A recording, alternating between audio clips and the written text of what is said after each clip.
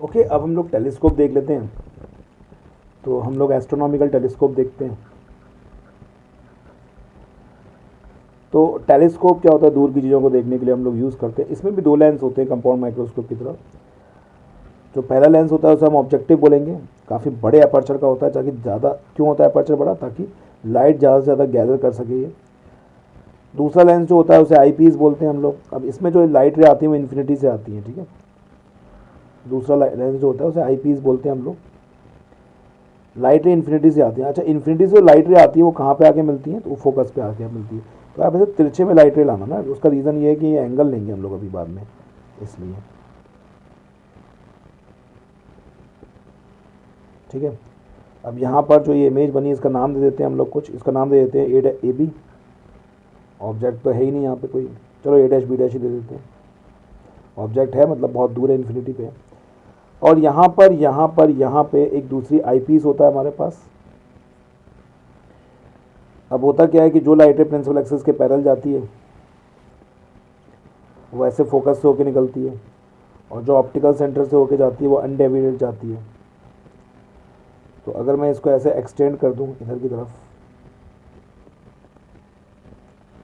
तो यहाँ कहीं जाके इसकी एक इमेज बन जाएगी।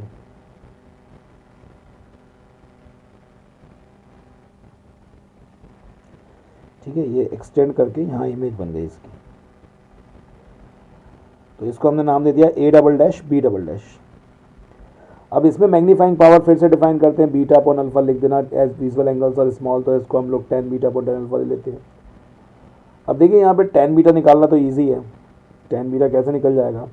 अब इस ट्रायंगल को देखो, ये हो जाएगा, ये ओवल ले लेते हैं ऑप्टिकल सेंटर, ये सेकेंड ऑप्टिकल सेंटर O2, तो ये हो जाएगा A dash B dash upon O2 B dash. 10 metre निकालना आसान है। पर अब 10 अल्फा कैसे निकालें, क्योंकि ऑब्जेक्ट तो बहुत दूर है। तो हम ये वाले एंगल को इसके अप्रॉक्सीमेट मान लेते हैं। और ये देखिए एंगल मैंने आई पीस से ना लेके यहाँ से ले लिया, क्योंकि दोनों के बीच की डिस्टेंस ऑब्जेक्ट के डिस्टेंस के मुकाबले तो नेग्लिजिबल होगी। आप सन को देख रहे हो, सन तो बहुत दूर है ना, नेग्लिजिबल डिस्टेंस होगी। तो ये हो जाएगा A dash B dash upon O2 B dash. तो ये हो जाएगा A dash B dash upon O1 B dash. तो ये कैंसिल आउट हो गया। तो m इक्वल्स टू आ गया O1 B dash upon O2 B dash. O1 B dash ये क्या चीज़ है, ये इसकी फोकल लेंथ है, फोकस पे तो बनी थी इमेज, ये इसकी फोकल लेंथ है प्लस FO। और ये क्या चीज़ है, UE। ठीक है, तो m equals two plus FO upon UE। ये आ गया अपना मैग्नीफाइंग पावर का फॉर्मूला। ठीक है ना। अब इसमें दो केस लेके चलेंगे। एक तो यही वाला केस जिसमें final image least distance of distinct vision पे बनेगी। ठीक है, तो फर्स्ट केस है, इसमें हम लेके चलेंगे। पहले तो हमारा फॉर्मूला क्या आ गया, F minus FO upon UE। Minus N हमेशा याद रखना क्या शो करता है कि इमेज कहाँ बन रही है, फाइनली माइनस एन ये शो करता है इमेज उल्टी बन रही है। अब 1 अपॉन UE की वैल्यू निकाल सकते हैं हम लोग। ठीक है ना। देखो वी नो दैट, हमने अभी भी निकाला था, दोबारा निकाल लेना तुम खुद। सैम्पल माइक्रोस्कोप में हमने निकाला है, कंपाउंड में भी निकाला है कि D upon UE equals to क्या था बताओ, 1 प्लस डी अपॉन FE। तो अगर मैं पूरी इक्वेशन को डिवाइड कर दूं तो 1 अपॉन UE क्या हो जाएगा, 1 अपॉन U हो जाएगा 1 upon D plus 1 upon FE। तो मैग्नीफाइंग पावर क्या आ जाएगी यहाँ पे, minus F0 1 upon D plus 1 upon FE। अगर मैं इसमें से 1 अपॉन FE को कॉमन ले लूँ तो यहाँ पे तो 1 बचेगा, यहाँ पे FE अपॉन डी आ जाएगा। तो एक्चुअली ये वाला फॉर्मूला यूज़ किया जाता है ना, ये एक काफ़ी स्टैंडर्ड फार्मूला है, इसको हम लोग यूज़ करते हैं। फार्मूला तो ये वही है, लेकिन ये थोड़ा दिखने में अच्छा लगता है और कुछ नहीं है। तो ये फार्मूला में यूज़ करना है। और इसमें ये भी याद रखना है कि जो लेंथ होगा, लेंथ ऑफ टेलीस्कोप, टेलीस्कोप की लेंथ क्या होगी,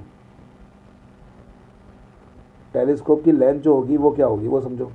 तो टेलीस्कोप की जो लेंथ ना वो क्या होगी, यहाँ से यहाँ तक की डिस्टेंस तो FO हो गई, और ये डिस्टेंस कितनी हो गई, UE हो गई। तो टेलीस्कोप की लेंथ क्या हो गई, FO प्लस UE। ठीक, तो FO प्लस UE हो जाएगा। तो ये कौन सा केस था ना, ये स्ट्रेन डाई विजन का केस था। अब हम रिलैक्स डाई विजन का देखेंगे। स्ट्रेन डाई विजन का केस था, अब हम रिलैक्स डाई विजन का देखेंगे। रिलैक्स मतलब फाइनल इमेज कहाँ बन रही है, इन्फिनिटी पे ना। केस 2 क्या होता है, रिलैक्स डाई विजन।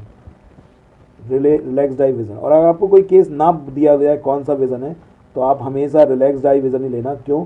क्योंकि हमारी रिलैक्स्ड आई होगी, वही चीज़ों को हम देखना प्रेफर करेंगे। तो रिलैक्स्ड आई विज़न का केस देखते हैं हम लोग। यानी कि when final image is formed at infinity, when final image is formed at infinity. और इसके लिए ज़रूरी है कि ऑब्जेक्ट कहाँ रखा हो, फोकस पे रखा हो। किसके? आई पीस के। जैसे ये मान लो ऑब्जेक्टिव लेंस है, ये ऑब्जेक्टिव लेंस है, और ये मान लो आई पीस है, ठीक है, ऐसे छोटा सा ले लो। तो आपको पता है कि पहले तो इमेज कहाँ बनी थी, पैरेलल से लाइट रेज आई, और पहले इमेज कहाँ बनी हमारी, पहले हमारी बनी यहाँ पर इसके फोकस पे। फिर ये इसके लिए ऑब्जेक्ट की तरह काम करता है, यहाँ से लाइट रे गई, प्रिंसिपल एक्सिस के पैरेलल गई और यहाँ से होके गई, ठीक। तो अब ये फाइनल इमेज कहाँ बन रही है, इन्फिनिटी बन रही है ना। फाइनल इमेज कहाँ बन रही है, बनेगी नहीं, इन्फिनिटी बनेगी, बताओ। तो when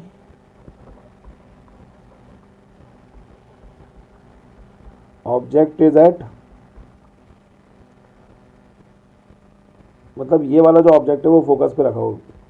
when final image is formed at infinity, सीधे u इक्वल्स टू आप एफ ही पुट कर दो।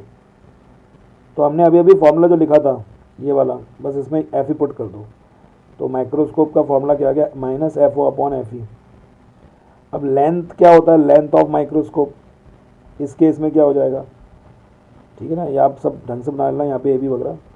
लेंथ ऑफ माइक्रोस्कोप क्या हो जाएगा, तो कोई यहाँ से यहाँ तक की लेंथ तो एफ ओ है, और यहाँ से यहाँ तक की लेंथ एफ ई हो जाएगी इस बार। तो लेंथ ऑफ द माइक्रोस्कोप हो जाएगा F O plus F E, या लेंथ ऑफ ट्यूब भी बोल सकते हैं ना।